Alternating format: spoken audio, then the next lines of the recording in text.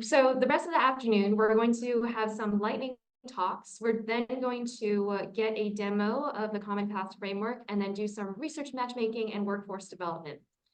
The lightning talks are going to be cast on the screen, but if you want access to them for accessibility purposes, then here's a QR code to get to those slides. So I'll just pause here while you pull it up if you want. Okay, so we have about 12 speakers or 12 different data sets that we're going to go over. Because of that, we have allocated an hour. We can use up to 5 minutes per slide. I don't think that y'all are going to take 5 minutes per slide. So if we take less than 5 minutes, we're going to take a question or two for the speakers. So there's some audience interaction. All right. I see the phones are down, so let us go to the lightning talk slides. All right, so the way that I have ordered this is y'all should have contributed a slide about a potential data set that is from your lab. Here again are the preliminary Common Task Framework benchmark problems that Steve very well explained earlier today. And so we've asked, if these are our current benchmark problems, where then do we go after this? So we have a lot of different options from you all. So eventually we want to incorporate them, but we want to have a discussion about which ones we want to prioritize first into incorporating into the Common Task Framework. So without further ado, we're going to have different institutions come up, and I think we have UW starting first with, if Sam is here. Sam, you are called to the podium.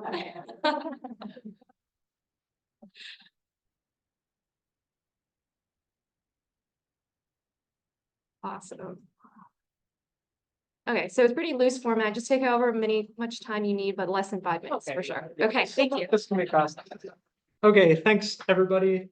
So the problem that I'm proposing here is the complex Ginzburg-Landau equation, which is a spatiotemporal PDE that's often used as a simplified model for instabilities in shear dominated fluid flows. The reason I'm proposing this example is because it has a very specific feature that makes it extremely hard to model using data-driven methods. And this key feature is non-normality of the linearized operator around the equilibrium point. So what this means in practice is that the solution of this equation is very sensitive in spatial regions that are different from where we observe the most dynamical fluctuations. So in particular, the solution shown here, here's time, here's space.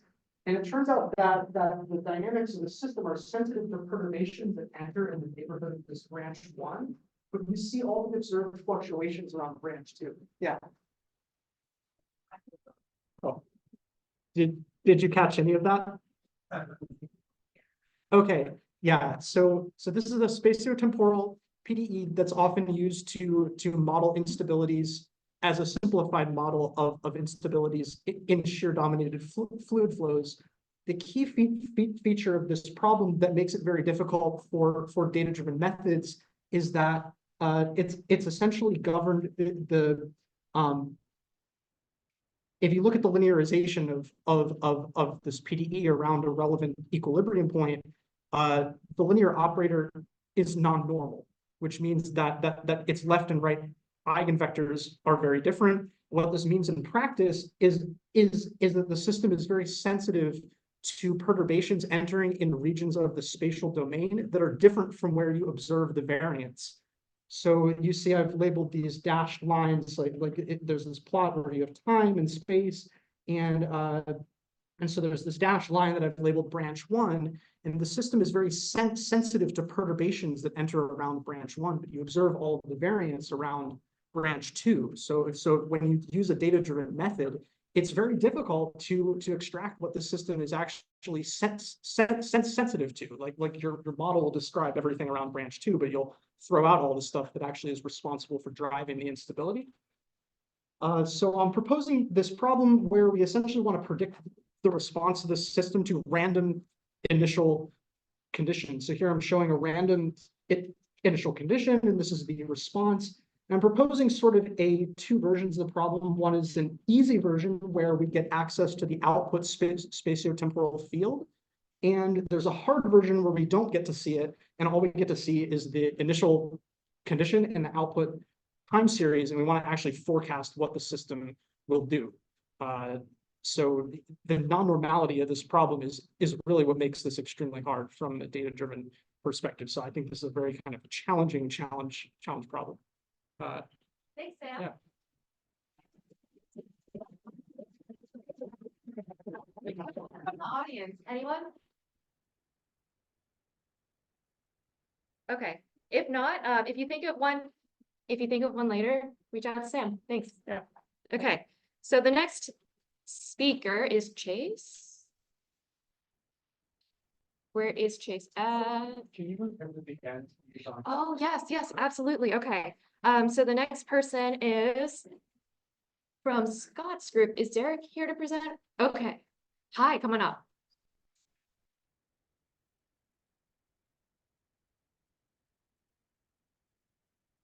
Hello, I'm Derek, and I'm proposing a forced van der Pol oscillator. It is that circuit right there, as you can see. We finally have the parts, so we're going to build it. And basically what happens is you input a voltage at varying amplitudes and frequencies, and the output signal should follow that equation. But there will be some noise, and there could be some nonlinearities in the signal due to the resistors. As they start to heat up, it starts to change the signal. So that could be an added issue to the problem. It's a very small signal, and we're ranging over 5 to 7 kilohertz, and it's going to cycle very quickly. It's going to explore a lot of phase space though. That's why SINDI would be a good method to identify it.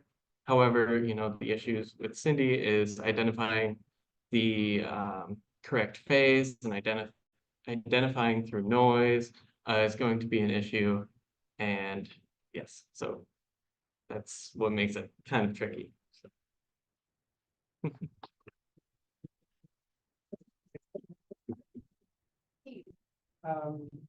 You're actually building this, like how expensive is it? Is it something that we could get copies of to play around with? Yeah. So yeah. $8, yeah. Yeah, it costs just like a few bucks. I saw another question. There. Pretty much the same. Okay, any other questions?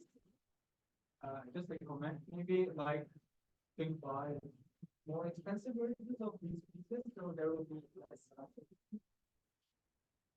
So one issue is the triode. If you do a classical van der Pol oscillator, which it doesn't have really high current. So if you're buying commercial ones, that is going to be an issue. One of the things here was there was the effort finding the nonlinear analog that would operate at much lower currents. But it has the same. So yes, you could build one using its original parts, but this one's much cheaper, much easier, and it will still, from the paper, it will output this signal. So.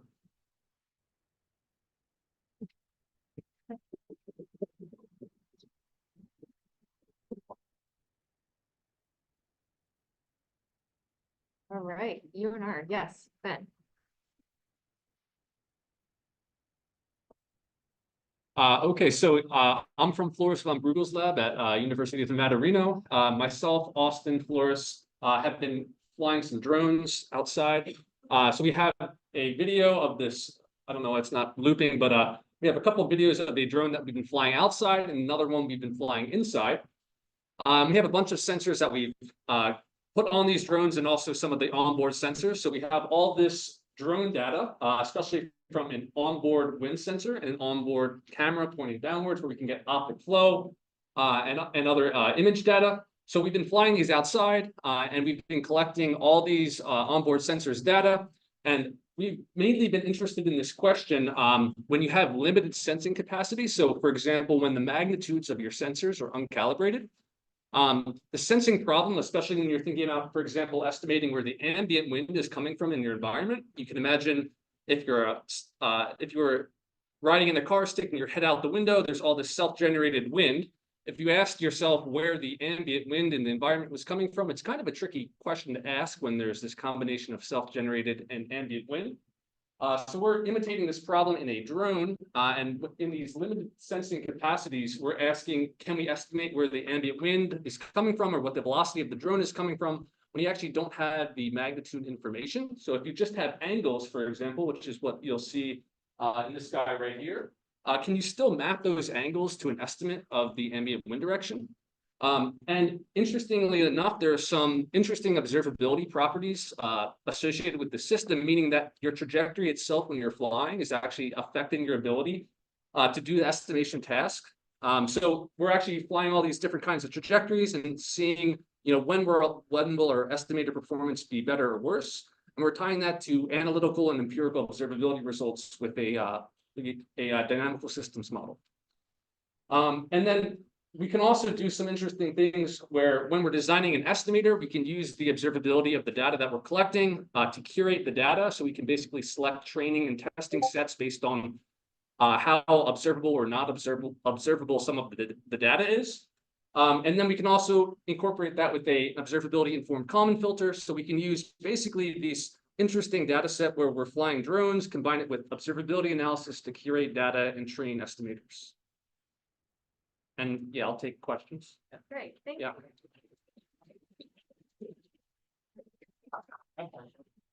What's the part where you do data collection? What's the what? The policy. Oh, like the control policy. Oh, so we have a couple different, like the outdoor one, what you're seeing there is it's just me flying it. We also have much more controlled trajectories that we can do.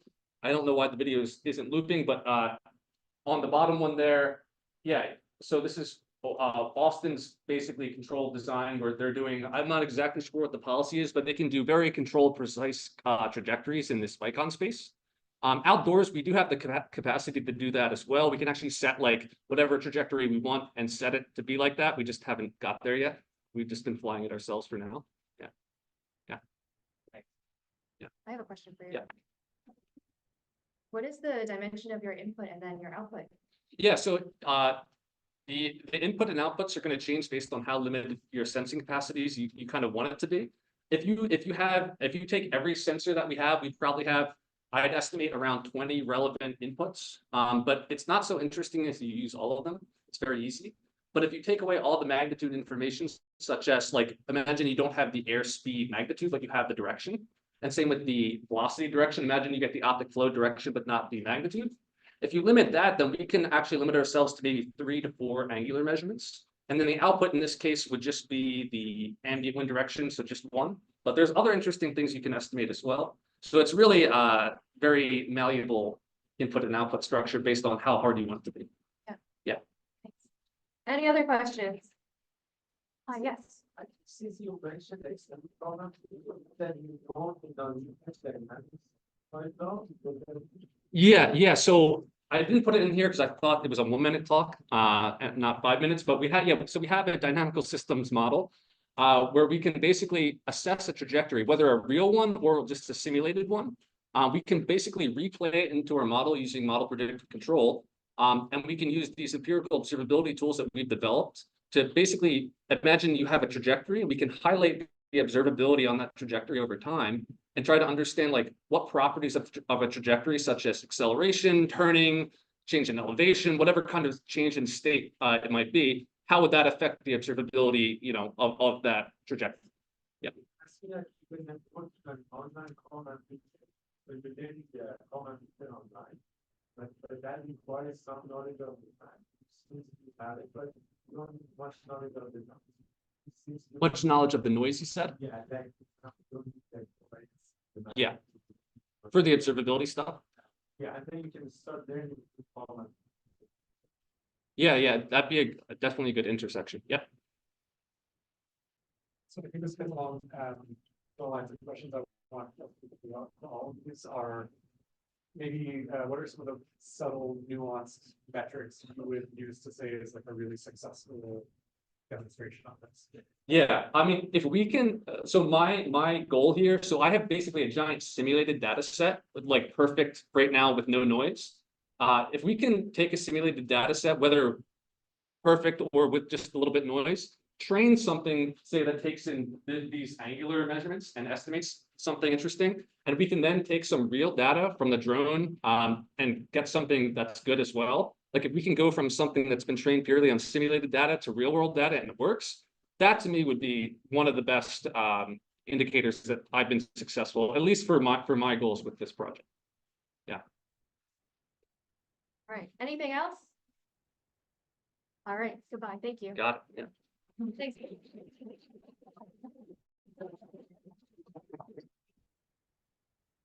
Okay.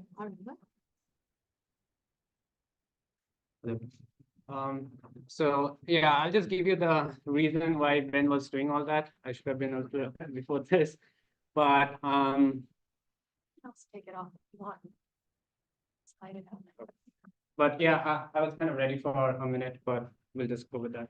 So we just go with the motivation of like whether we can find a chemical leak in the environment, and if you have a small palm-sized drone, without any knowledge of that, can it go and find where the chemical leak is coming from?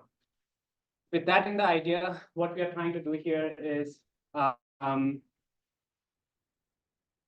couldn't hide that video, so I'll just go from here.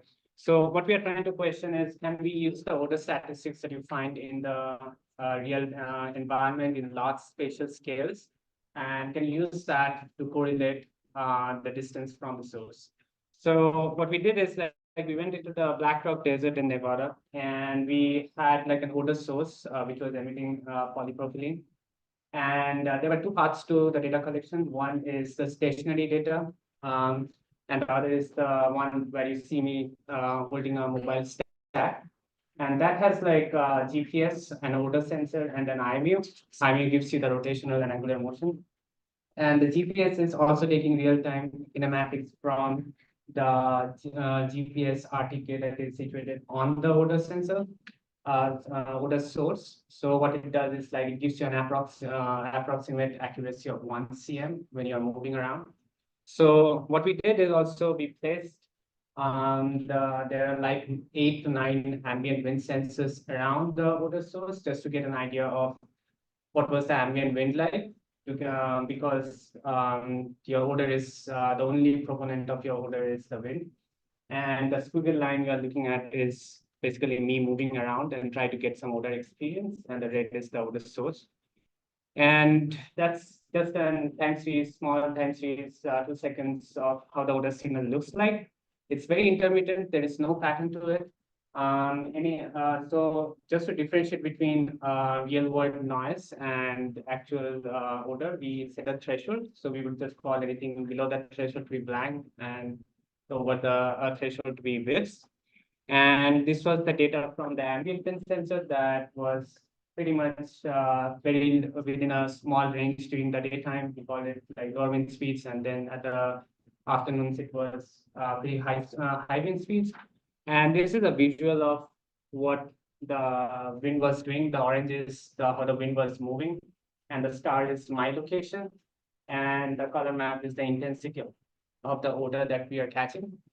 And basically what we have is almost 6 hours of data from the desert and another 4 hours of high pressure resolution data from another forest, just to kind of give you like what's the difference between a very flat land versus a turbulent wind condition.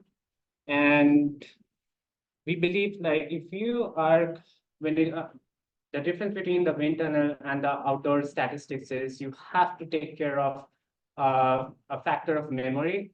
So when you consider the odor statistics over a small region of time, that's when it can be correlated with the distance. And I believe like the similarity with the CTF is it's a real world physical system. The system is noisy, the measurements are noisy, and it will be really amazing to have be able to model and be able to estimate the noisy physical system and estimate the distance from the source.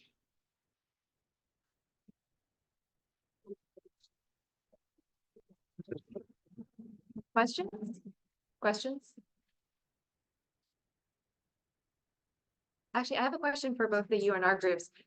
How open are you to having these systems be a part of some kind of physical test bed? I think, Ben, that might be What systems specifically? your drone, to have that be like, in the loop, to submit a solution or a policy. I'm sorry, I'm still a little confused about what the question is, like, in Yeah, terms of collaboration between different universities. so imagine you have your drone and it's in a controlled test bed. Would you allow people to upload something to your drone to test it out? Oh, I think that would be a question of who's paying for the drone. Okay, But if I pay for it off my grant funds, I think I'm be okay with it. okay, so it's like a service fee. So you Yeah. you can crash a drone and break it. Yeah. Quite easily, as we figured out. We've had to set a couple back, actually. But usually you can get some good warranties, and as long as we had some procedure to make sure that the policies weren't going to destroy the drone, I'd say as long as we had like some tests and protocols to follow, I think I feel like that's something we could definitely do. Okay, Also, I'm for like getting the indoor flight ones, that's a little bit easier to go with and not quite as expensive. So that would be probably maybe a more safer, like test bed or Yeah. I see. Yeah, if you can use Indoor. Lycon data, to make sure it doesn't crash into walls, I'd say it's much more plausible, right? Yeah, because we could build like a virtual safety net where it's like if it's gonna do something, it doesn't stop or whatever. Okay, yeah. And then how about for this system? So I guess the data is will be available very soon on Data Drive. So it's open and we have probably developed a software already. But so as long as you have the data and if you have you can estimate the distance with a very high accuracy. I think that will be a success and it will be available publicly. All right, any other questions? Thank you. All right, thanks.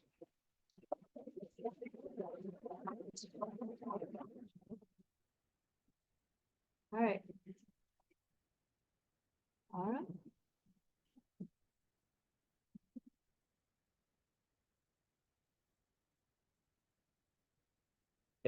Hi, my name is Gaurav Kumar, and I'm from Aditya Nair's lab at University of Nevada, Reno. So, this is the first, we have three challenge problems from our lab, and this is the first of them, and it's mostly related to fluid dynamics. So, I think not everyone here might be much familiar with the fluid dynamics aspect, so I'm going to talk about fluid dynamics a little bit here. So earlier I was a CFD researcher, then I went to an experimental lab and I did some experiments, which is on the bottom. I'll come back to that.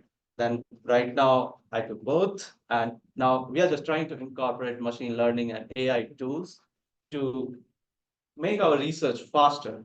So when we do fluid dynamics, we have certain visualization or certain data acquisition, but it's not always possible to get highly accurate and high fidelity simulation or too much of data from the experiment. So in this problem, what I'm showing you is a body placed in a hypersonic tunnel. So hypersonic flow is where your flow speed is much higher than speed of sound. So you represent hypersonic flow with something called Mach number, which is free stream flow speed to speed of sound. And in our tunnel here for Mach 6, we had a speed of 1 kilometers per second in our tunnel. So that's super high speed. So when you put a body like this, so this body is just two cones placed one behind another. And when you put it in a tunnel, depending on your cone, like different cone sizes and the angles of the cone, you will see different kinds of flow features. So at the bottom, what you see is Schlieren visualization, which shows you gradient of the density field in your flow. So how your density changes in the air in front of the body. So depending on the different sizes of the cone, what we observe is we could have a steady flow, or we can have a very large flow unsteadiness, which is like pulsation, or we could have small unsteadiness, which is like oscillation. So what we would ideally like to do in this is, sorry, I got you. yeah, can I put it in replay? Yeah. So, yeah, so it is pretty hard to just use physics to identify which kind of flow parameter, like your Mach number, or another parameter is your Reynolds number, which tells you about the viscosity of the flow. So viscous forces in the flow. So like without doing a lot of experiments, can we just use these parameters like Mach number, Reynolds number, or different geometry sizes like the length scales and the angles to identify which kind of flow would it be? Would it be a steady flow or a pulsation or oscillation? And this is like tremendous application in actually hypersonic flight vehicle design. If you're designing very high speed vehicle like X-51 or something like that, you need this kind of flow, understanding of this kind of flow for the actual design. So that's a challenge. So when we do the next challenge is like when you do these experiments, these models are like super small in your tunnel. These would be probably 2 to 3 inches in size. And you could not place like hundreds of sensors like pressure transducers or thermocouples in the model. Otherwise, you will just destroy the whole flow. So there is no non-invasive way to measure, take all the measurements. And that's where our CFD comes in. So this is simulation of something similar, not exact same parameters, but something similar. And what this shows you at the top, I have just added color to this, but it shows the exactly same thing, the density gradient field. And here we have more visualization, better understanding of the flow physics, what's happening, which we didn't see in the experiment. And we also have wall pressure, right? We could measure pressure at every point at the surface. And similarly, we could get like thermal stresses and everything else from the simulation. But now the next challenge is CFD is super expensive. Just to get this simulation would cost you about like $500 on a supercomputer. And doing even experiments are expensive. The experiment that I show you at the bottom, those are 3 independent experiments, and each experiment will cost you about $2,000 to get that much of data set. And that is like less than a second of data, which is slowed down for visualization. So these are like super expensive for research. Now, what I would propose, like, can we just take these images from the experiments or from our CFD simulations and like the flow visualization field in the like surface fields, and can we predict the wall pressures or wall stresses from those images? And can we even extend, can we have a model which could incorporate these parameters in those models, and can we just predict these wall pressure and the loads for our actual design? This will accelerate the hypersonic research process, right? At least for this problem. And once we have that kind of model, we could just translate this to different kind of other hypersonic research problems as well, right? We could add control to it. Like if you want to control this kind of unsteady flow to make it steady, you would like to have a simpler model where you could fine tune your control parameters like that, right? So this is, so for CTF task force, like this challenge problem, my challenge problem is to, can you take a bunch of images from my simulation, and can you predict surface quantities like wall pressure or these kind of things?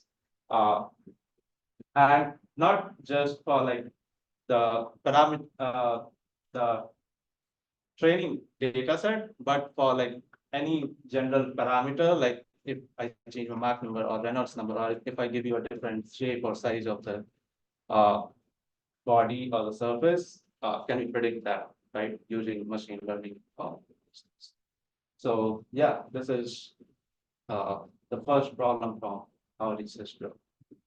Thank you. questions? I think we have to move on. I'm sorry. Oh, okay. Okay, if you have a question, please reach out to Carl. Thank you.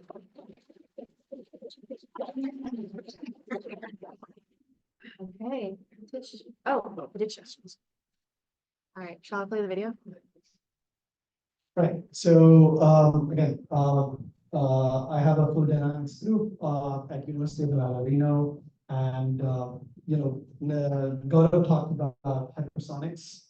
Another interest area in our group is fluid structure interactions. So fluid structure interactions is especially important. Again, Gaurav talked about the X-51, or X-56, where we have flexible wings, morphing wing designs. We're really interested in understanding what dynamics is to build lighter, airplanes or lighter wings. And another disastrous effect of fluid structure interactions is you get something called as aeroelastic flutter. So you want to mitigate flutter. So understanding these fluid structure interactions is really important.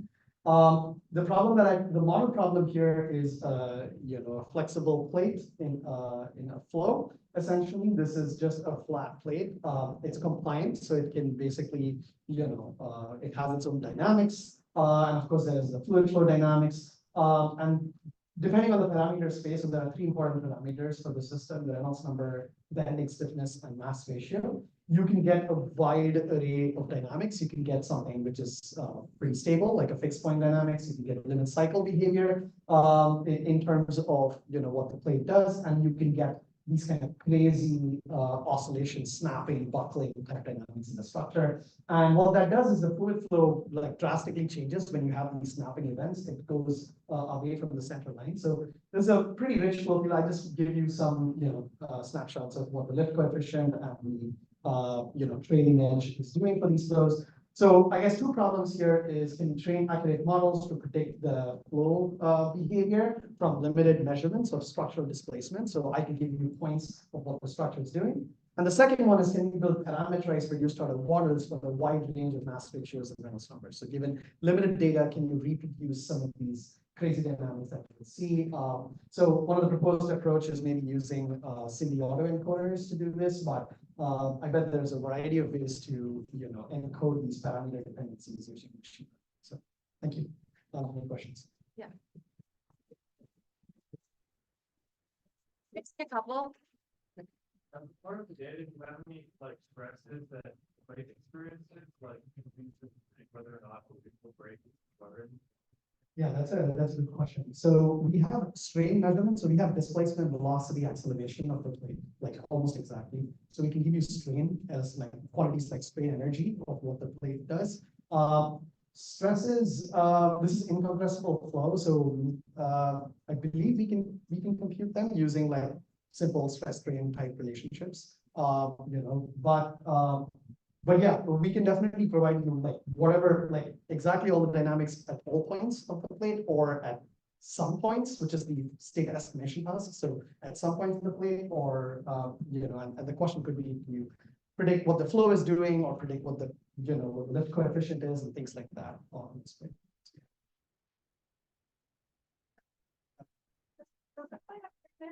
I think we can't quite do stress strain. Yeah. It's an infinitely thin plate. Yeah, this is an infinitely thin plate for this one, but I believe we can also do finite thickness if there is interest to do that. This is an infinitely thin example, so for now, but yeah, that's a good. Do you mind? Yeah, later. Thank you so much. Thank you. Yeah.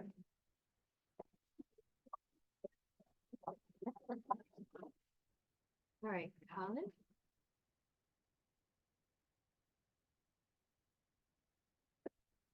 Hi, I'm Khalid, and I am a grad student and working with Dr. Nair at University of Nevada, Reno. And this is the data set that we're presenting. It's a boundary layer flow and the viscous sublayer. There are lots of structures, as you can see, which develop in the boundary layer. And the viscous layer, which is very, very close to the wall, it's a DNS simulation. So it means that all the microstructures there will be very, very fine mesh, which will be generated near the wall. And the mesh thickness will keep on reducing as we go above. So there are a couple of tasks that we are doing from this. One is we are giving you snapshots. We are giving the snapshots of the velocity as a function of height. At certain values of height, there will be snapshots of the velocity field, and also there will be sparse measurements available for the shear stress at the base of the wall in the training region. So the boundary layer has a length of L, and it's split into two parts. One is the training layer and another is the prediction layer. So in the training side, there will be sparse measurements available for the shear stress on the base, and also there will be values for the velocity fields at various values of height that will be given. And the task is, can we predict the velocity fields in the prediction region? Can these velocity fields be predicted in the prediction region, which are at the same height on which the training region snapshots have been provided?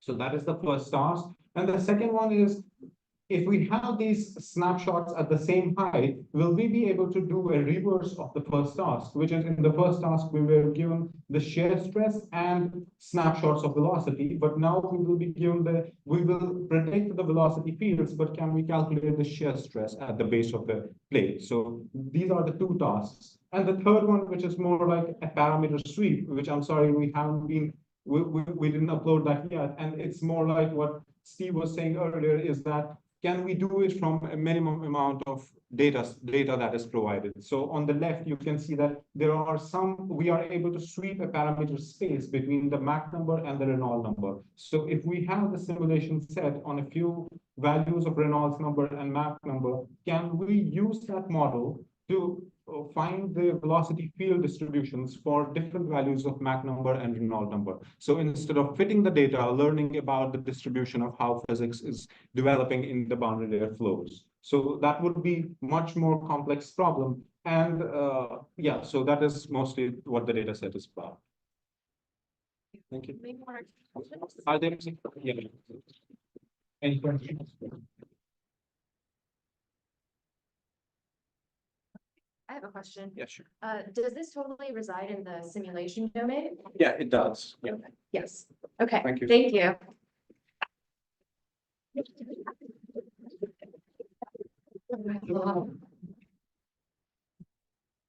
Oh, awesome.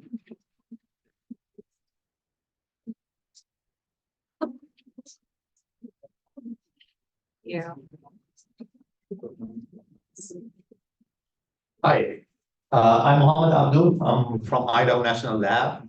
Kritika mentioned some of our work at the very first presentation, but this data set is from a different project that I lead at INAL.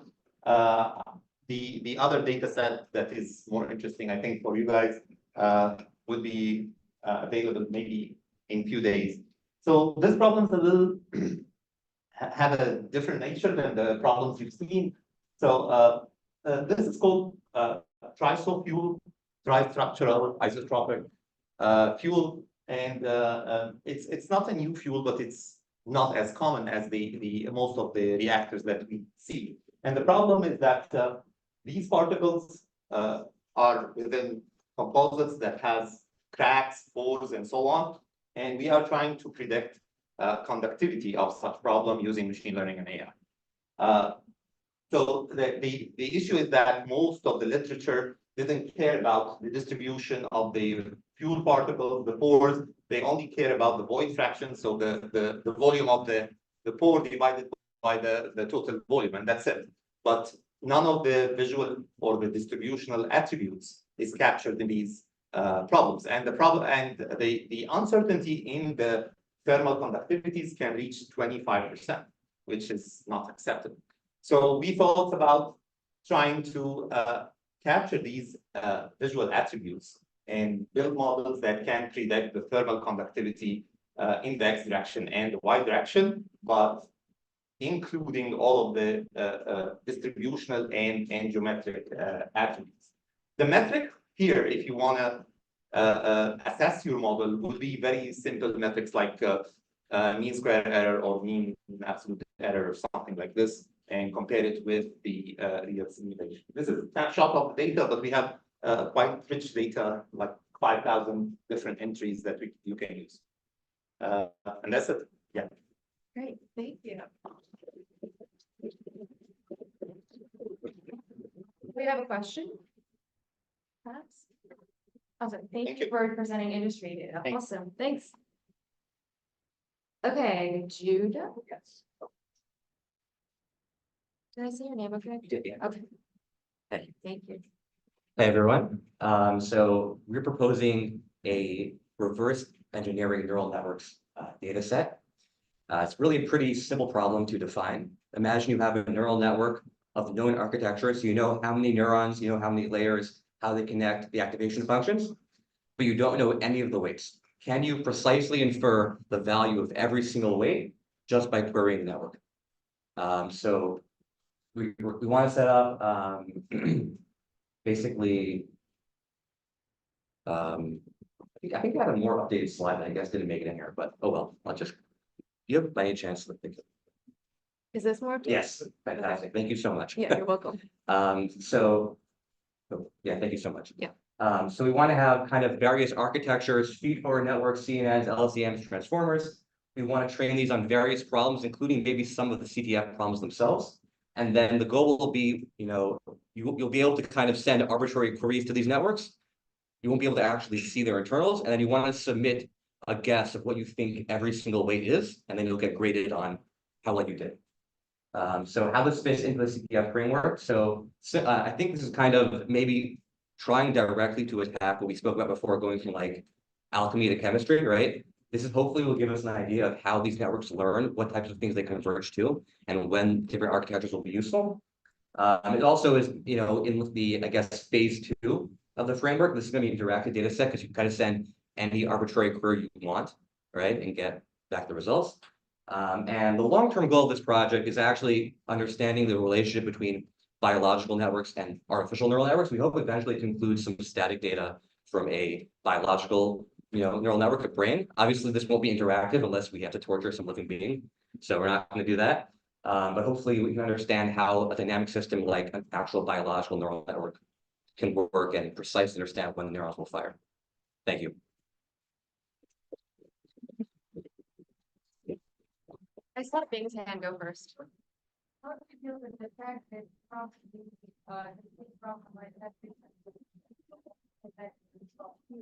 Could you say it a bit louder? I'm sorry. how do you deal with the fact that networks, so maybe an infinity of networks solve the same problem? Fantastic question. So what we do, we've actually already done this, is we, for each network architecture, we take into account all of the permutations that are fundamentally the same. I mean, technically speaking, that's probably an NP-hard problem, but we have some heuristics that are pretty good at that. And so when you submit a solution, we're going to find the permutation of your solution that has the lowest error with the correct one. And we've actually been able to do this with networks up to 7 layers deep and up to 1 million parameters. So we definitely know that our heuristics are good enough that we can usually get the right result. One more question. Sure. Are you going to take into account the number of queries that they do with the system? Definitely. So obviously the fewer queries, the better. But it's actually hard to do this even with unlimited queries. You have, an 8-layer deep feed-forward network with 2 million neurons. You can query as much as you want. It's hard to find the exact solution. But yes, definitely the fewer the better. Yeah. All right, let's give another hand. All right, you can follow up with Judah and after this. Okay, June.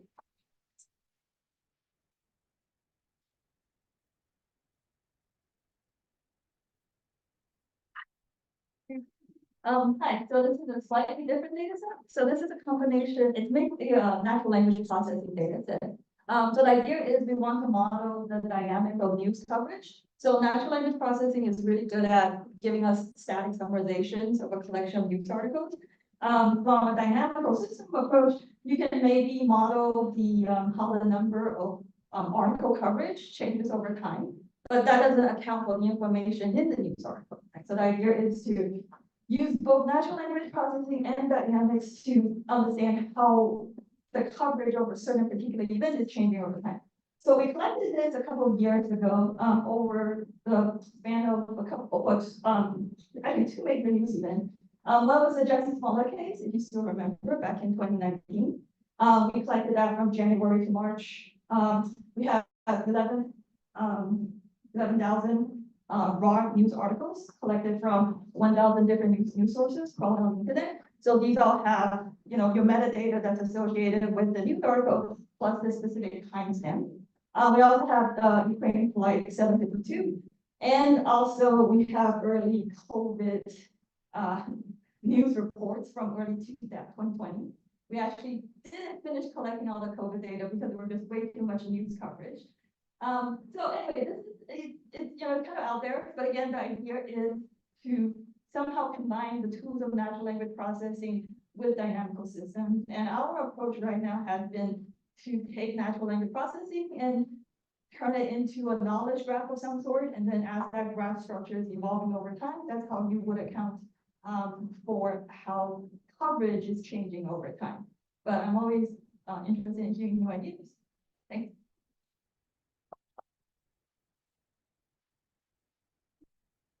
One or two questions? I have a question. So what is your target that you're trying to learn? So one is just to look at, one just curiosity, say, to understand how are we covering news differently over time, right? So maybe in the beginning, certain things are focused on, and then as the story evolves, so other things are focused on. For example, for the Justice Smollett case, you can see the mid hump. And that's because that was the point when news got out that he faked the entire thing, right? So it's more about can we understand how information is changing over time? That and fake news detection. Oh, okay. So it's like the number of news publications per day.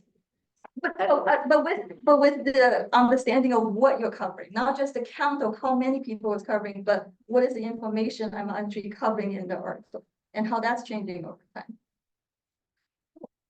Cool. Any other questions? All right, thank you, Jim. So Chrissy's group, Chrissy.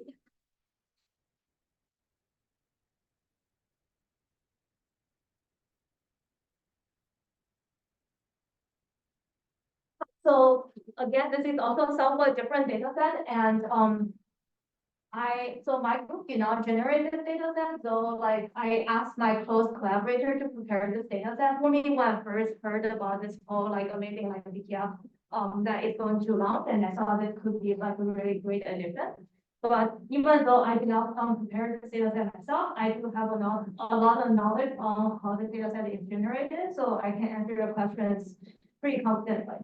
Okay, so this is a data set of like molecular dynamics simulations. And molecular dynamics simulation is basically you have a bunch of particles and then you define a local interaction with all the different particles. And then you run it for a while, and because of the magic of digital mechanics, that they're going to self-assemble into different crystal structures.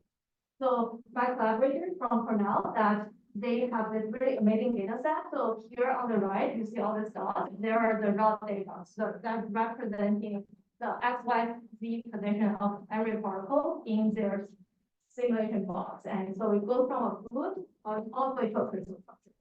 And then they did that for a lot of different pair potential interactions. And then they found this like 20 different new crystal structures. So kind of the goal is that this has like tons of simulations. So here you can see the data set has like over 2,000 final frames of this MD data. And so it will be really gruesome for a grad student to go through each data file and then look at all the positions and then come up with an identification of like this is a crystal structure of A that's E.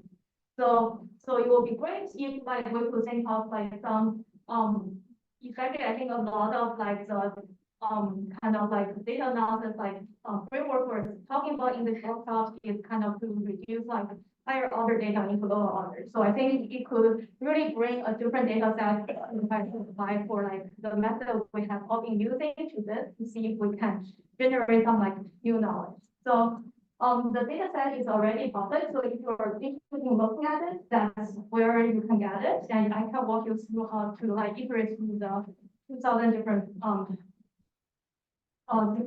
frames. And then the paper that corresponding with the data is also in Citation Search. So there's like kind of like two initial goals. So the first one is to be able to kind of like tell all this like different things apart. You don't need to know exactly what this crystal is, but if you could tell, okay, this grain and this grain are two different things, or this grain are the same thing, that would be great. And then, of course, the second goal is to use some as training data and then say, okay, this has all the 20 different crystal structures, and then can we actually predict the remaining like 1900 grains, like do they have the same crystal structure or do they not?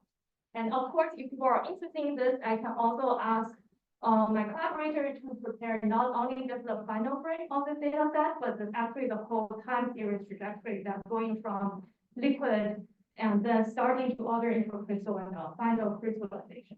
Thank you. Any questions? Okay, thank you, Marcy.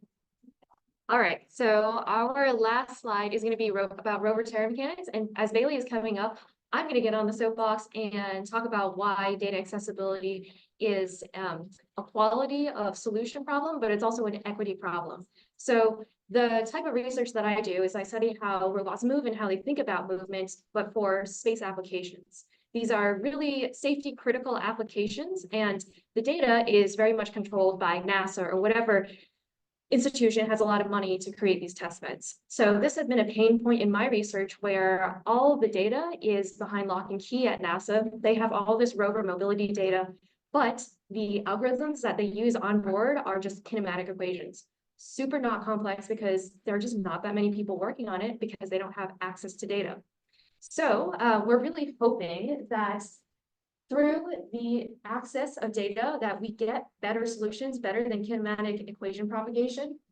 And that, you know, a little old University of Hawaii can also work on a problem like this for NASA missions. So Bailey, you talk about the data. Thank you. Aloha, my name is Bailey. I'm one of Frankie Zhu's graduate students working in the Robotic Space Exploration Lab. So the data set we have is rover mobility trials in a test bed filled with GRC-1 lunar simulants. The data that we're collecting is Vicon data of the rover's position in a local frame in X, Y, and Z directions, as well as onboard IMU data for the pitch, roll, and yaw. What we would like to say, as Frankie alluded to, is a lot of rover mobility is done with classic kinematics, and that's great. We can get some inference of that, but we are seeing a lot of delays in our ability to, one, accurately predict where the rover is in a local environment, such as the lunar or Martian surface, as well as the speed at which it takes to do that given certain parameters. I apologize if you can't see, but along the bottom are some of the kinematic equations we are working with that describe the forces and stresses along the wheels of the rover and how they will propagate into the rover's forward motion. And there's about 30 different parameters that go into that are a mixture of the rover parameter and soil parameters. My particular work is taking our data set and those equations and running them through gradient descent algorithms to look for the optimal parameters to see if we can use these equations to predict the environment we're in and our mobility. Other members in our lab, though, have taken this data set and have tried to apply the Cindy algorithm or neural networks to it to see if there is another way to come into not only rover mobility and telling us the position at time t+1, but also information about the local environment. And the goal with this is to hopefully come up with a more sophisticated solution that is either computationally less intense or provides a more accurate solution for rovers on other planets. Thanks, Bailey. All right, we can take one or two questions. Steve? Yeah. Oh, yes, Chase, come on up. Okay, any questions before we move on to Chase? Last but not least, okay, oh. Is this also part of the test bed, Okay, so we would love to build a test bed. We are having difficulty in getting OSHA to let us build a sandbox that's full of silica because of human inhalation of silica. But yeah, that is the dream. Yeah, thank you. All right, Chase, come on up. Thanks, Bailey.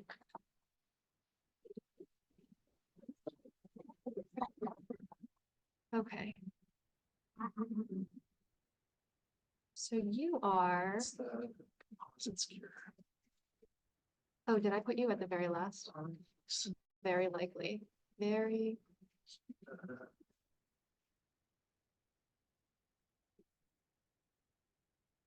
Hold on. Hold. Oh, did you? Okay.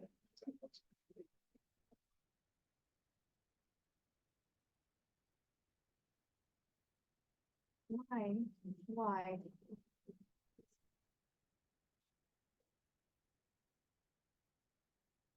You were right. Number 12, okay. Awesome. Here, this. Man, I hate to be that guy, right? You're good. So I'm Chase Wilcoxon from the University of Washington. I am a PhD student working with Steve Brunton and Naveed Zobri from the Material Science Engineering Department as well. I'm also a full-time Boeing employee, and I just want to make a disclaimer since I'm on camera that nothing I have to say today has anything to do with Boeing, its data, or products, or anything like that.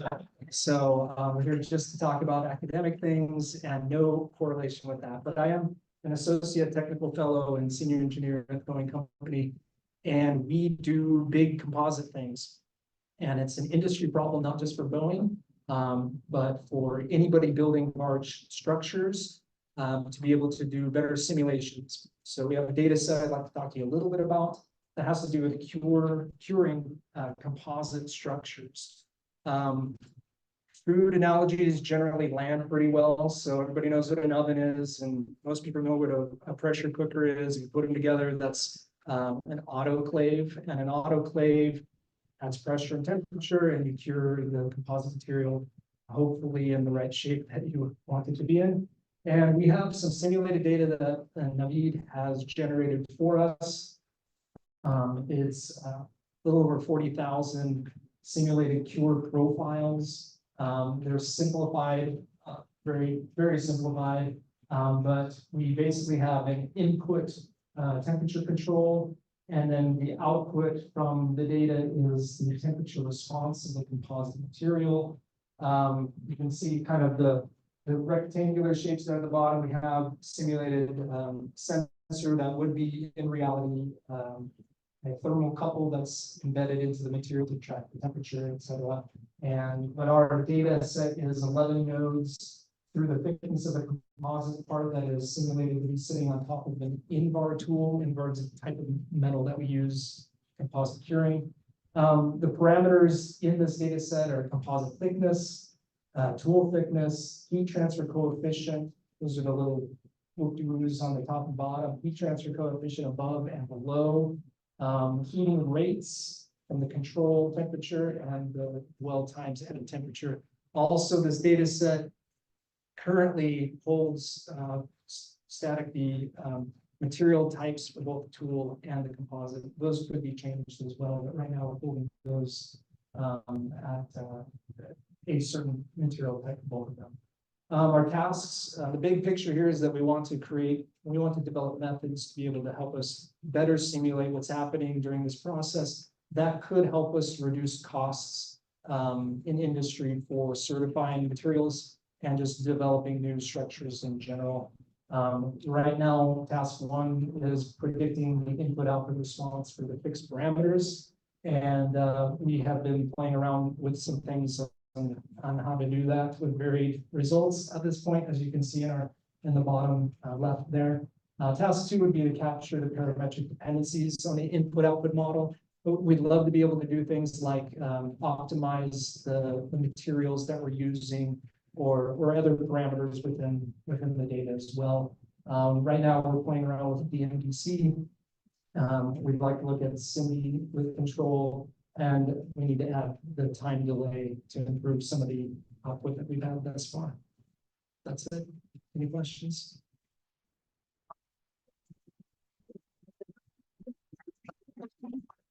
Yeah, please. The place where you put the composite box, is all the measurements taken at the same place where the parts are placed inside the automation? You mean, is the data simulating exactly what we would do? Now, is the data exactly at the same place? Is it kept inside the autoclave, or the parts kept at the same place, or they are various? Oh, yeah, okay, so for the data set here, it's all simulated and has nothing to do with placement within the autoclave. But in industry, it's very often that parts will be placed in different parts of different locations within the autoclave. It depends on a lot of factors. And so that goes to another thing that we're interested in is uncertainty quantification within composite manufacturing processes as well. So we're hoping to get some headway on some of those areas as well. It's a good question. Thank you. All right. Okay, Thank you. thanks, Jake. Thank you, everyone.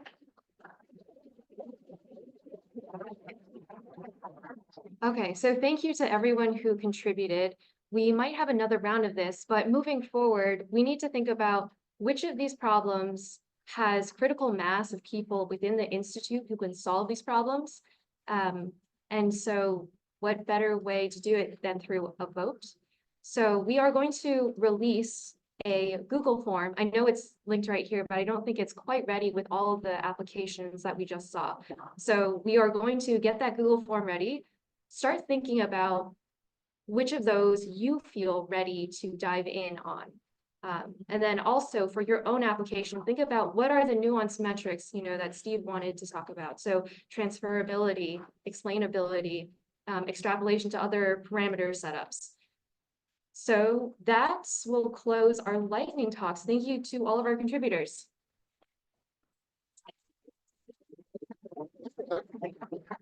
Okay, so now let us learn about the CTF. Hi, everyone, and hope you guys are having a very nice time in Hawaii. So I wanted to just kind of walk through, obviously there's been a lot of the talk about the data sets and challenges we want to do, but I also wanted to introduce to all of you our partner in this, which is Sage Bionetworks, and they have been working hard with us towards getting this all online for us, and especially tomorrow, when the core of the day is to break up into teams and to start actually start doing some of this as in a hackathon style. It's going to happen all through this platform here when you actually start building models and are ready to submit them. It's going to be through this Sage Bionetwork. So I'm going to send this link to you guys, and it will come through Lauren.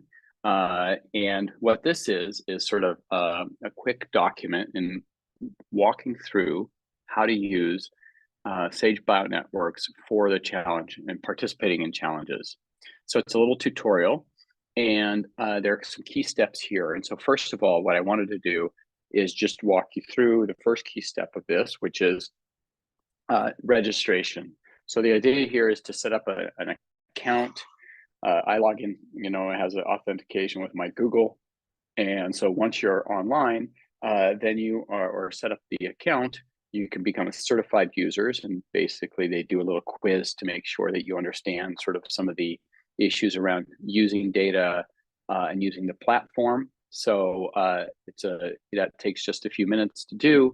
And in fact, that would be one of the great things to do either later today or before starting tomorrow, is just go ahead and get yourself registered for to be on Sage Bionetwork. Because once you're registered, then you can actually go into the challenges and start actually putting your model on and using your data to build the models that are there for the challenges. And in fact, the second part of this video, we're going to switch over to a YouTube video that's going to walk through very specifically what the actual challenges are and what you're responsible for producing in terms of prediction test sets that are going to be evaluated. Okay, so this just walks you through this document. You can also create a team, so you can have multiple people on your team working on Sage Bionetworks. So you can set that up, and then you will be able to access the training data that you need directly from Sage there as well. And then I'm going to show you how to submit this, because it's quite easy just to actually build your model. And the submission is as easy as, uploading and saying submit. Okay, so that's the main idea here. So let's go ahead and go to the interface itself. And I want to show you this here. So this is the solution interface. It's going to look something like this. This is currently a staging site. It will go live tomorrow for us. And so normally what happens here in the page is a little wiki design that walks through the submission dashboard, the expected format of the data. So there are different challenges that you'll see in the video that follows. But the idea is then to produce, for instance, in the Komodo-Shibashinsky models, you're going to produce X1 prediction in its NP array. And you're going to basically take all of this and put it into a tarball. You can see this right here. The way this works is you're going to wrap up all your predictions, put them in a tarball, upload it all at once, and then it all gets evaluated. And then you're going to be able to not only build a model, upload your predictions, submit your predictions, and then look actually at how you did on the scoring and look how others are doing on the scoring as well. So that's kind of the main thing here. So let's go here to files, because this is mostly what you're going to be doing here. Is if you look here, I have some files that are here, and there's my prediction.tar. So this is me. You'll see in the next video, I actually I looked at the Komodo-Shibashinsky model, and I did a number of tasks, including prediction, so forecasts, reconstructions with noise, with limited data. So I built a bunch of DMD models. You'll have access to my Jupyter notebook as well for this tomorrow. And I made all my predictions. I put them in a tarball, prediction tar, so I can go ahead and take a look at that. I can click on prediction.tar, and it gives me, the size of the file and so forth. And then here, this is the easiest probably way to do this, is you can look at this file. This is my predictions for the KS model. I can look at file tools, hit file tools here, and you can look at some of the things you can do here, and you can just do something as simple as submit file to challenge, and you can give it a submission name and say next, and then it will actually go and actually run that on the back end. So really, it's as simple as that. Files, you can, once you're here, right here is the upload button. You upload your file, and then you can click on that file and say submit to challenge. It will automatically score that and give you an evaluation of how you did across the different metrics. So this takes us to the YouTube video that Frankie is going to show. And what this is going to walk through, some of it's kind of highlighting some of what we want to do anyway with the challenge data set. But ultimately what this is also going to do it's also going to just sort of kind of walk through how I structured it. It's going to walk through the DMD model I created for this thing. And then it's like a 30-minute video. It will also be posted on YouTube. So if you need to go back to it at some point. And so let me tell you what you're going to get with it. You're going to get the YouTube video. There's going to be the CTF document that is linked in the video description below. There is going to be the Jupyter notebook that's also linked in the description below. And then what will happen too is tomorrow, I'll send this to Lauren now, which is the document with the registration page. So that should get you all set up. And tomorrow when we go to the hackathon style, where we're actually building out models, you'll have all the resources you need at your disposal to go ahead and do things from there. So with that, we can switch over, and I'm going to bed because it's past midnight. It's way past my bedtime here in London. So you guys have a great day over there in Hawaii. So thanks, Nathan. We miss you. Okay. I miss you guys too. Okay. Bye, guys. For the AI Institute Dynamic Systems. So we're building out challenge data sets that we can be used by the community to test algorithms and codes. And a lot of the Common Task Framework will be based around both a set of example prototype type problems, and those would I'll walk through in this video, as well as some leading challenge problems that we will recruit from the community to bring into a structure where people can test algorithms and look at how they do under really different and quite challenging circumstances and scenarios. So why do we want to have this Common Task Framework? The CTF goals are pretty simple. We're partnering with Sage Bionetworks. Sage Bionetworks is a nonprofit organization committed to promoting challenge data sets and open source software development around these challenges. And so for us, when we think about the CTF goals, there are various reasons why the AI Institute Dynamic Systems is promoting this. So first of all, is we want to provide a platform for performance comparatives. So as we see in the community now, the development of machine learning and AI methods is widespread, using a diversity of techniques across a bunch of different application areas, but it's very difficult to understand how well they do relative to each other. So the idea here is to provide a platform for us to very easily see how well these different algorithms work in practice against each other under different kind of challenge scenarios.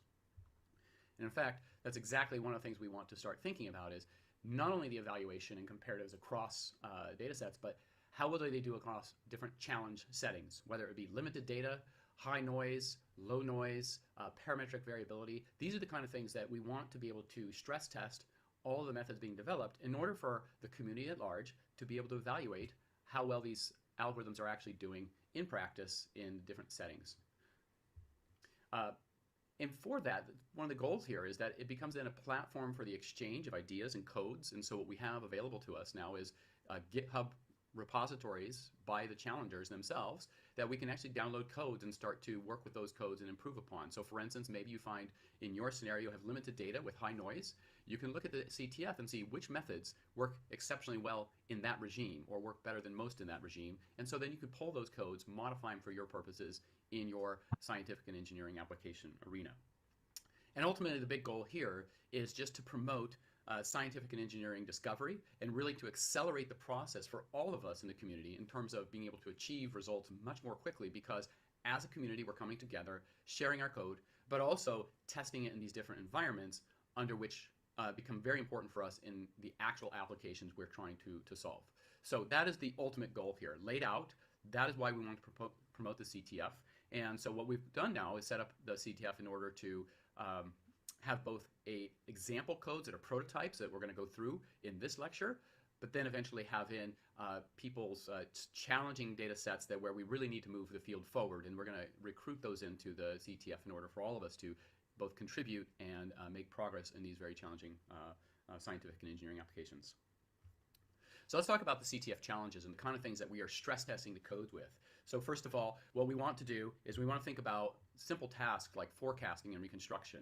Most of the data we're looking at is dynamic data, whether it's so it's time series data, whether spatial, temporal, or from some dynamical systems. It is the AI Institute Dynamic Systems. So we think a lot about engineering systems where time plays a big role, and oftentimes the goal is to understand your data to set up control algorithms in order for you to sort of data-driven controllers. So obviously forecasting and reconstruction becomes a key task in all of what you are trying to do.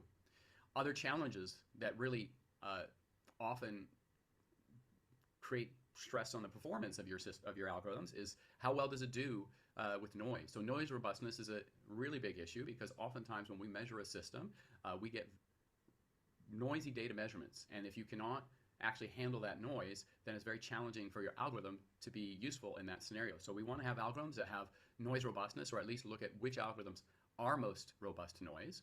We also want to take environments where we have limited data. So there are many instances in which we don't have a ton of data to build a model. We have a small burst of data, and from that you need to build a model immediately. What are the best methods for doing that? So for instance, in many applications where we do deep learning, it's typically assumed you have a great deal of data. And so it could be that in these limited data cases, this is not where deep neural nets will succeed, and so what are your other options? And finally, another interesting issue for all of us is parametric variation. So what happens if you have a system where you have parametric changes? How well does your model adjust to the fact that you're in a new parameter regime where you do not have new data? And so how quickly can you build a model there in order to do these kind of tasks that are outlined here, which is, you know, I want to move into a new regime and with very limited data get a very good model as quickly as possible, and I want it to be robust to noise, and I want to be able to do things like reconstruct and forecast what the underlying dynamics are. So that's really the layout of the challenges that we see before us, is that if we can set up a structure, and this is exactly how the challenge data set is set up, is that it's set up around trying to understand how well algorithms do under these challenge circumstances. The other thing right away that I want to emphasize here is that when you look at these challenges, we're going to get a multitude of scores. So oftentimes when you have a CTF, sometimes there's just some simple scoring system where you get a number or a couple numbers. Here, we're going to get a diversity of numbers, and it's very unlikely that one algorithm will be better than all others across all of these, but it could be, again, for your specific application, you can start looking. This is one of the really nice things about the CTF is you can look at different areas in your application and say, well, my application is really sitting right here in the limited data regime. What are the best algorithms that do well in terms of when I have very limited data. So depending upon your application area, you can go look here at the leaderboard in different areas for you to look at where you can start building models and which ones perform the best. Okay, so the example data sets that will sort of be the permanent collection that live on the Sage Bionetworks and for us to try different algorithms with are 3 dynamical systems applications and 3 spatial temporal models. And of course, these are often seen in the literature as the warm-up problems in methods papers. And so what we've done here is put all these method type problems directly into the CTF so that people can start just seeing how well their algorithm does comparatively across these different challenge application areas. So the 3 dynamical systems are going to be the Lorentz equations, we have the Rossler oscillator, and the double pendulum. So those are going to be 3 dynamical systems. This is of degree 3-dimensional system, also 3-dimensional system, and it's a 4-dimensional system. And so we will set up a set of tasks around this for predicting the future state of these systems. And of course, these are all chaotic systems. And so what we have to talk about is how we're going to evaluate a forecast, because short time forecast, you should be accurate, but long time forecast, you want to be have the right probability distribution, because you know that the sensitivity initial data are going to make it so you can't forecast well into the future, at least from a least squared metric sense. For the spatial temporal systems, we have the Kuramoto-Shibashinsky equation, 2D Kolmogorov flow, and Lorentz 96, which is sort of a spatial temporal model. And so you have 3 spatial temporal systems, 3 dynamical systems, and those are what we have in order for you to try your algorithms on and see how well they work across these. The hope is that as you try methods, you can develop a method, see how well you do, see where your strengths are in the method, see where the weaknesses are, but also you have comparatives. And so now instead of you having to sort of start doing your own comparatives across, well, what if you try these different techniques? Presumably they'll all be up on the leaderboard as well. And so you will immediately have a way to populate a table showing not only your performance, but how well it does compared to other methodologies. So those are going to be the challenges that we have as sort of the permanent collection on Sage Bionetworks. All right, so let's talk about what's next, which is what I wanted to do is I'm going to take one of these examples, which is going to be here, the Kuramoto-Shibashinsky model. And what I'm going to do right now is build a model for doing the different tasks. Accompanying this video in the link, it will be a link to a document, and that document contains the challenges and how we are actually evaluating the metrics for evaluating your performance. So I want to walk through this in the context of this Kuramoto-Shibashinsky model here. Okay, so let's start off. There's 4 different tests, and the 4 different tests are going to produce a total of 12 scores. Okay, and so what the goal is for you to download the training data set, and there in fact are a handful of NP arrays. That's how they're stored. And so you're going to download these NP arrays, and the tasks are well laid out in terms of what you're trying to use these with. The reason we have all these different NP arrays is each one of them is run in a different parametric regime, which you don't know where the Kuramoto-Shibashinsky is run. So that way, with it unknown to you, the idea is that you only have the data, and then from that data, you're going to try to do the following tests. So let's start off with test number 1, which is just a forecasting test. So what we're going to do with test number 1 is we're going to give you the data set. Here it is, X1 train NP array. Okay, so this is a NP array which has 1,000 time points, 1,024 spatial points. And so this is what it looks like here. And so this is the typical spatial temporal chaos of the KS equation. And so the goal of this next step is then to predict the future. I gave you the dynamics from time 0 to t with 1,000 time points. I want you to predict the next 1,000 time points. So this is the idea, is that you're going to produce now a matrix called X1 test. NP array, again, this is what you're going to upload. Is you're going to produce a set of NP arrays that you're going to put together in a tar package, and then you're going to upload to Sage Bionetworks, and that will automatically evaluate how well you did. Now, by the way, the reason I put a green box out here is let's talk about what it means to do a forecast, because when we forecast, it's very different to forecast far into the future, 1,000 steps into the future, versus your immediate next couple delta t's into the future. So what we've done here to evaluate the forecasting is we've broken this down into 2 different forecasting evaluations. The first is something like what you might consider a weather forecast, which is let's do, walk this out k steps into the future, and I'm going to evaluate from an L least square sense your model versus the truth. What you're going to do is say, I need, for my score, the weather forecast score, it's the error, is the short time error, is going to simply be a least square fit between your prediction and the actual truth. Now, the truth data set, or is behind in Sage Bionetworks. Nobody has access to that. And so you're going to make a prediction for what that should be. It is evaluated, and that's your weather forecast score. The second score is the long-term score, which is when I walk many delta t's into the future, in this case, 1,000 delta t's into the future, what we're actually going to compare is the power spectral density. So you're going to take the power spectral density, let's say averaged over the last k snapshots of this system, and you're going to compare the truth versus your prediction of what the power spectral density is. And that's like a climate forecast. What you're trying to get here is the right probability distribution far into the future. Again, because every system we're testing on has spatial temporal chaos, it is unreasonable to think about a least square fit model way into the future. And by the way, this picture here shows what maybe a power spectral density might be in the future at different time points. Okay, so this is what we're comparing. In fact, I think this is comparing the power spectral density of a model versus the actual truth. And then we're going to do a least square fit on the power spectral density. So that's how the evaluation happens, and two scores are produced. The two scores are E1 and E2. So E1 is the short time forecast, E2 is the long time forecast, and all of the scalings of the score go up to a max value of 100. If you have a perfect score, in other words, the difference between the short time is 0 here, or in the long time is 0, then your score is 100. Okay, and the baseline score, in other words, a 0 score, is if I just predict 0, then this is 1, then E1 and E2 are 0. So a score of 0 simply meant you guessed zeros as the solution. Your whole forecast is zeros, and if you get a perfect score, it's 100. Now, I'm going to say this right away, it's very easy to get negative scores. So the 0 guess is actually quite good because it almost looks like the average of what the Kuramoto-Shibashinsky spatial temporal field is doing. So anyway, don't be too discouraged if you get a negative score. That happens quite a bit as I've been playing around with different models. This is a very common thing. So your goal is to get as close to 100 as possible. Okay, so those are the metrics that we're going to use throughout. And so let's go ahead and start using this in actual code. So I'm gonna actually write a code, and I'm gonna build a model. And the model I'm gonna build is a dynamic mode decomposition model. And so this Jupyter Notebook is also available. You can download it directly right next to the document that walks through this. There'll also be this Jupyter Notebook that walks you through building a DMD model for the Kuramoto-Shibashinsky.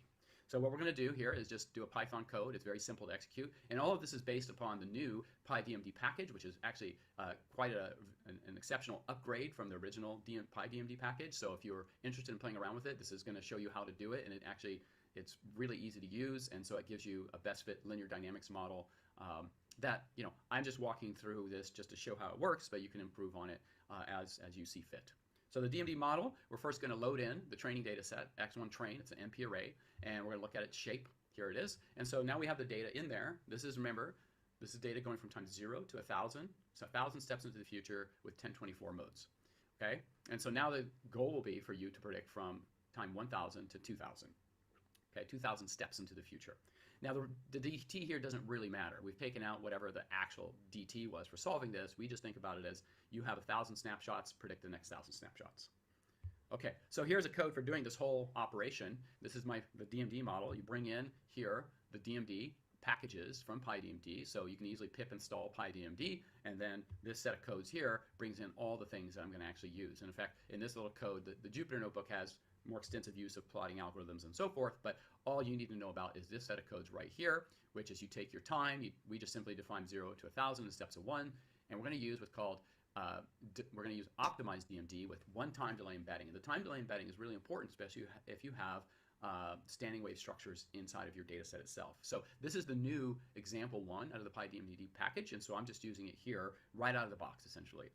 So we're going to use this Hankel pre-processing. It's got 1 delay, and we're using optimized DMD. This is why we're calling it delay op DMD. You get to pick how many modes you want to use. Here, you could use a statistical bagging for this. So it'd be bagging optimized DMD here, but I'm just going to use standard optimized DMD. And I'm also going to constrain the eigenvalues. So the eigenvalues of the DMD model, I'm going to say that they only live on the imaginary axis, and they come in complex conjugate pairs. And then fit the model. That's it. So I just define this, and I fit the model to the data set X1. Okay, and that's going to do all the work for fitting the model itself. After the algorithm is done, then we're going to come here and look at the forecast I want to make. I want to forecast this from 1,000 to 2,000, and I just simply use the delay optDMD forecast module, and I just tell it what time I want. It produces the model. I call this for forecast, and now I have a forecast of this model, and I call this x1 test.mp. So this is an MP array. Once I have this MP array, that's what I'm going to send back and upload into Sage Bionetworks. Sage Bionetworks is going to take that MP array, and it's going to evaluate both the short-term and long-time forecast and give back a score for this forecasting task that we have here. So that's the whole model. This runs in a matter of seconds, and so I can produce an output here. In fact, what you'll see here is I've taken this basic code structure. I've solved, if you look at the document, I've done all 4 tests with this, same basic structure. And so that allows you the ability to evaluate how you're doing as you go. Okay, by the way, here's what the forecast looks like. This is the model for the forecast. So what I've done here for the DMD model, I've walked it out 1000 by 1024. So this is what my data set X1 test looks like that we're going to compare to the truth and get some kind of score. And the hope is, of course, I'm better than a 0. And let's see how close I get to a 100. All right. Let's move on to test 2. So that's the basic architecture. Test 2 is really going to be 2 training data sets with medium noise and high noise. So the goal here is to evaluate how well do you do in this modeling paradigm when you have significant moderate or significant amounts of noise to train with. So same idea here. I'm going to give you a training set. This is going to be X2 train, and X2 train is right here. And so X2 train, right, this is going to be a data set. Again, 1024 is the number of spatial points by 1000 time points. So you're walking this out in time. And if you notice here, I've put a bunch of noise on it. Okay, so this is X2 train. X3 train is even more noise, double the noise. So it really challenges you if you've got to figure out how to deal with all that noise. And it really puts pressure on the algorithms to also figure out how to deal with the noise. What we know is not all algorithms are the same in how they handle noise. Some will be highly non-robust to noise, and some will do quite well with seeing through noise. And so it's important in the scoring to understand which algorithms are going to do well with noise and which ones are not.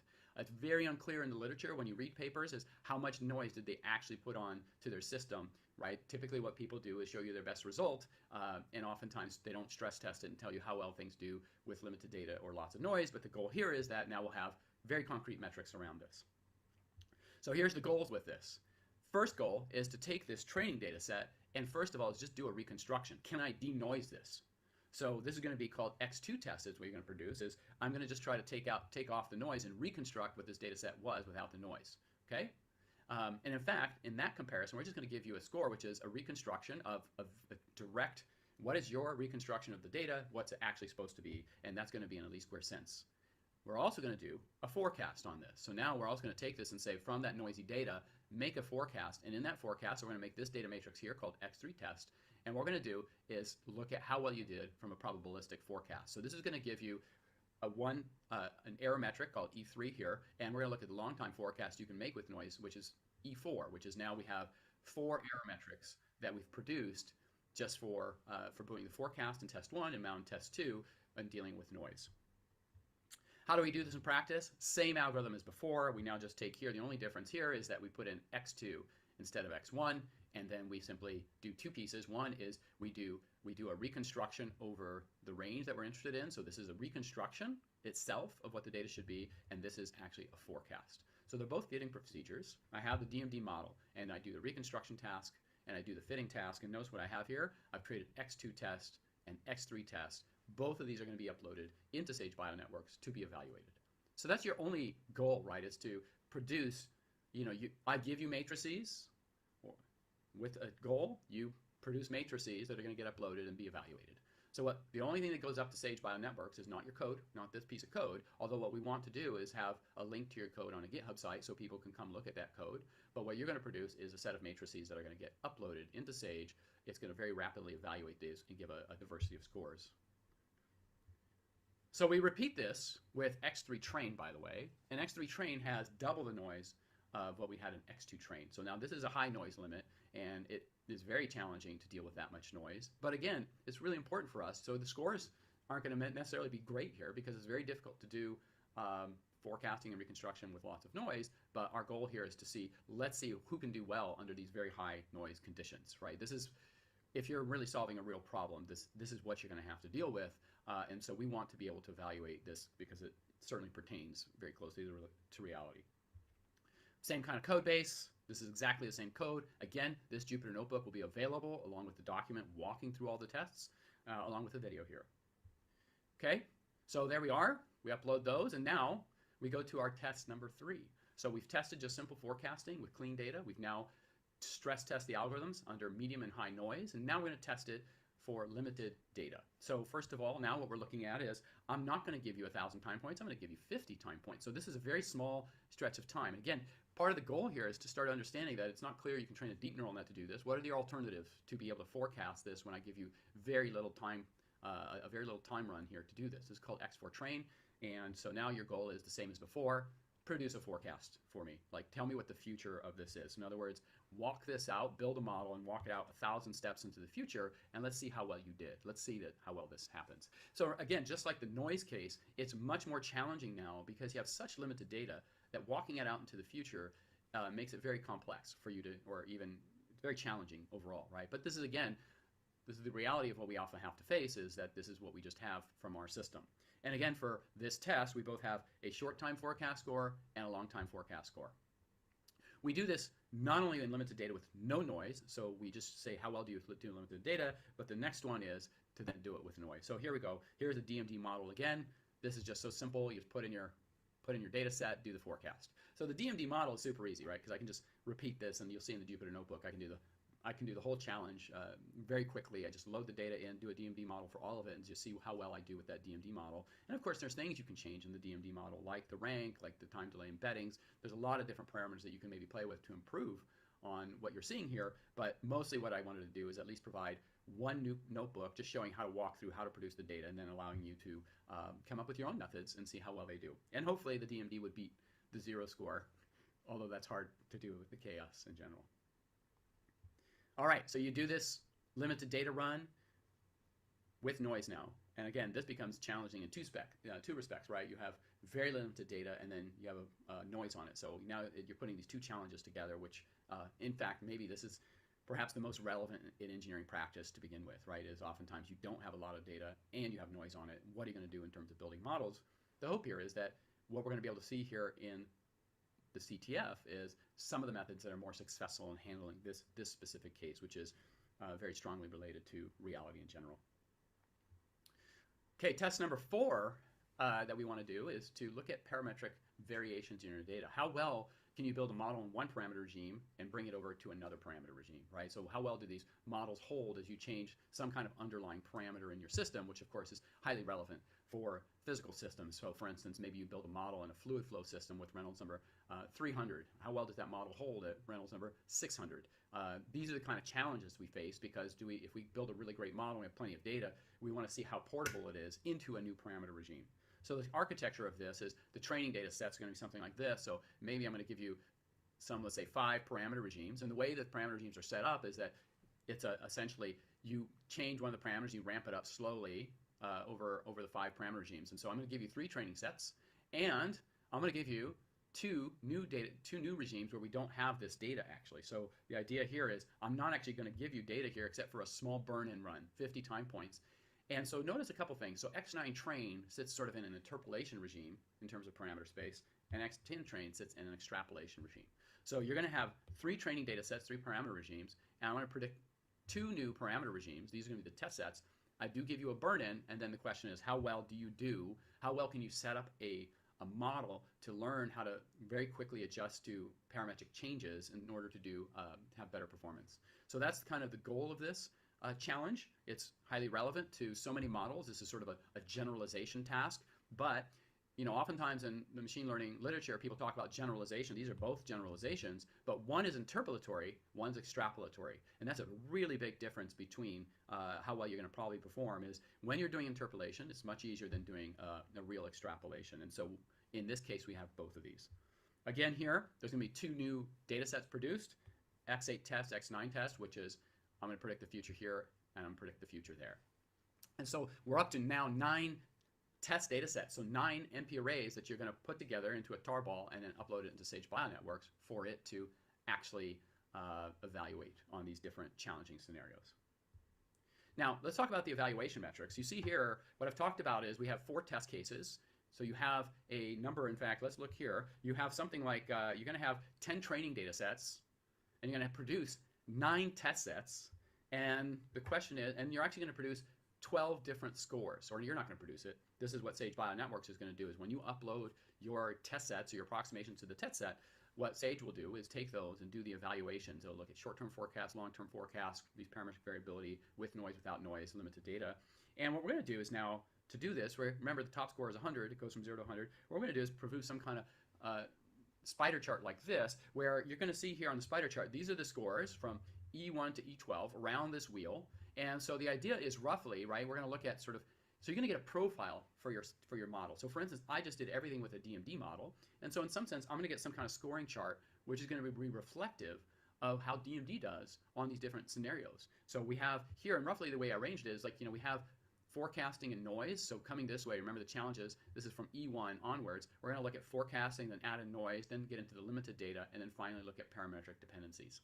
So the idea here is for every algorithm, it will give some kind of profile score. So in other words, it's not like there's just one score. There could be an overall score that we might have, how well you did across all of these 12 metrics. But the idea here is to start thinking about and you're enriching your view of what you might want to do. So for instance, if you're in a scenario where you have very limited data with noise, you might start looking right in this regime here, like who does well among this sector here, because that might be the application of interest for you. So we're hoping that the value of the CTF is not only to give a ranking or a leaderboard for every individual of these scores, but also sort of just a profile of how these algorithms do. It could be that some do exceptionally well in this sector, terrible in this sector, some will do well here, some will do others. It's very unlikely that one method will dominate across this entire spectrum of scoring. But if there is one, we should know about it, right? That's also an important part of the CTF itself. So that kind of ends this overview and also demo. Associated with this, like I said, there is a code to download, which has the Jupyter Notebook I built for doing a DMD model for doing all the challenges. And you can look at that structure, and it's pretty simple. And so at least you have an explicit code to look at. And now, hopefully, also you understand clearly what we're trying to do in terms of not only what the challenge scenarios are, but what the goals are. And what we're hoping to do is build a very interesting ecosystem for people to share. And ultimately, this is an accelerator for all of us in science so that we can very quickly capitalize on all the work that's being done across the community and to start building those codes that are so successful into our own architectures for our own applications and advancing science and engineering disciplines that we're all actively engaged in. That's it. Thank you for your time.